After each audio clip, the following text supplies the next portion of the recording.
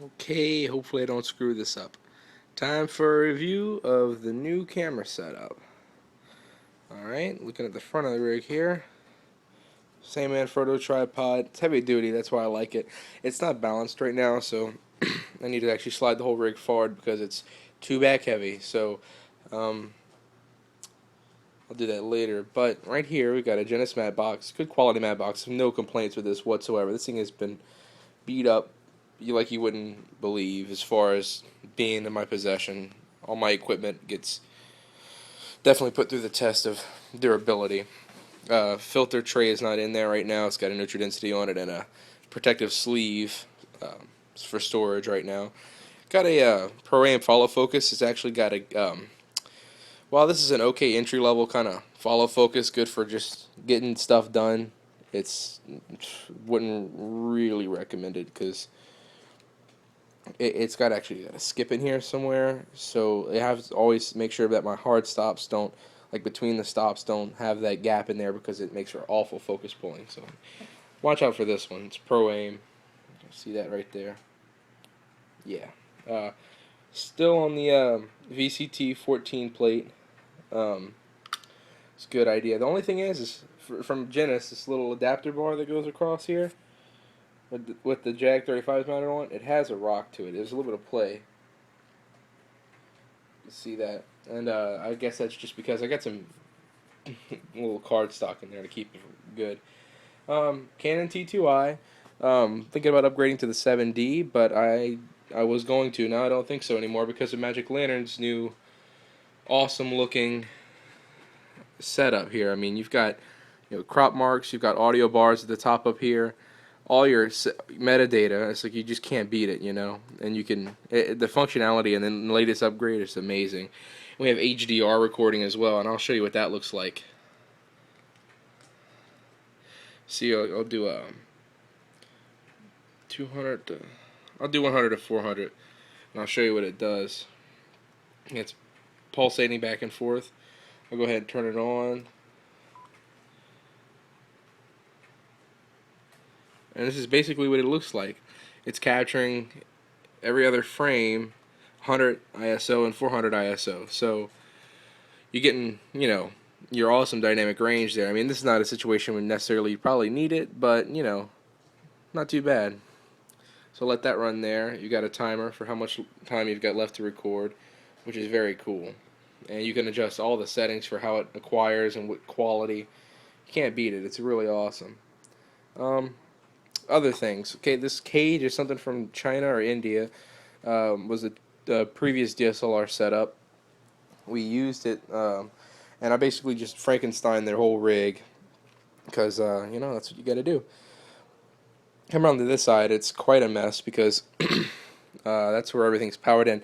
This is one power cable here that is plugged directly into the wall, and basically how it's set up is, let me stop the camera. Basically, it comes in here, and we've got our monitor, our zoom recorder in the back over here, and the camera all run on AC power. So no more batteries. Now I will have a die-hard like car engine starter backup type of thing, jumper cable, because it's lasts a very long time, and it's good for just putting it on a dolly or next to the crane if we have to. Now this whole setup here will not ever be on a crane because it is way too freaking heavy. But it does really well on like a studio configuration. One thing is I do have to slide this up though because it's back heavy now. So basically we got it's a typical little plate here attached to the 15 lightweight rods with a articulating arm. You guys aren't stupid, and it's just a typical HD monitor. I think it output 720p with all the data on the screen with the monitor. So I mean, that's not bad. I mean, it kind of does its purpose. Back here, I'll kind of show you how we got this set up. This is the Zoom H4 and recorder, and I basically got it to where we have an XLR input from channel 1 running just throughout the camera, and I forgot to actually add an accessory. I'll show you guys that in a second. But this right here, it just runs through the camera, and it allows somebody to tether onto it, off to the side or whatever. That way they can send audio to this camera, and they could be back here and they can work it and they can whatever like this. And whenever I get my mini cable, I actually run output of this into the camera, so we always have a guide track, better than the built-in mic. So that's what I'm aiming to do, as long as you sync it up. One thing I will say is this works wonders. I love this thing so much because if one problem you have as a DSLR shooter, that this camera pivots like crazy because there's no register pin. Proper register pin for a camera plate, like you get on a typical like tripod head, like a JVC or whatever like that. But this one actually has a register pin for the Canon cameras, and it's got a couple of different holes in there where you can slide in pins to actually. Let me close the blinds here and make it easier to see. You can slide in pins, and you can adjust which one for which camera, so you'll never have the cameras pivoting around again. Keep in mind though that because these cameras, well, at least this one's like a plastic type of thing, it has worn a little bit because, like I said, we've always put these things through its paces. That's basically it. This is on a quick release here, so we can detach from AC power and the built-in XLR, and the sound guy can go completely isolated from the camera. The reason we keep this on here though is for one, counterbalance, which we have multiple and plenty counterbalance. I might actually move the monitor forward. This isn't set up for handheld use, but I do have handles, hand grips here, that are perfect. You just go ahead and mount them, but I'm actually using the joints right here. So these are kind of out right now. I need to get some more joints. Anyway, I don't want to ramble about that because I'm already rambling enough. This is for the Canon. It's Canon brand, powers the T2i. Never have to worry about batteries with the Canon.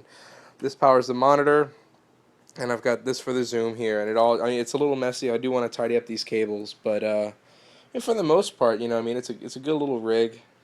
So far it's been pretty good. And this is, I find, going back to the zoom, I find this is a much more professional counterbalance than actually having a weight, because we have weights, and you mount this on the bar, and then you screw in, the weight, wherever it is. I don't know, but you screw in the weight there, and it doesn't look professional. It looks like something's like been rigged up, which isn't good to have on set. And if you can get clients looking at everything, and having a big monitor helps. Anything to make it look expensive. Anyway, that's about it for the rambling. If you want to know anything about the lens, I'm shooting on a 17 to 50 Sigma 2.8 solid. It's got an image stabilizer, and we've also got a 70 to 200 lens gear attached. ND filters. This is actually the ND filter with the tray. I don't know if you can see it. Goes in there, so we'll probably be using that if we have to. Got a light meter. Don't think I'll ever use that. Unfortunately, I guess. This is what the extra accessory I wanted to show you. I used this. I found this a long time ago in my mom's photography kit, and I'm using it to hold a light right now, basically like so you can see things on set. But how this works is basically just like mounts onto this right here with a screw hole, and it hangs up like this, and it offers like a little bit of an arm in the front. You can attach multiple accessories to, which I think that's the reason this thing's unbalanced. So, whatever.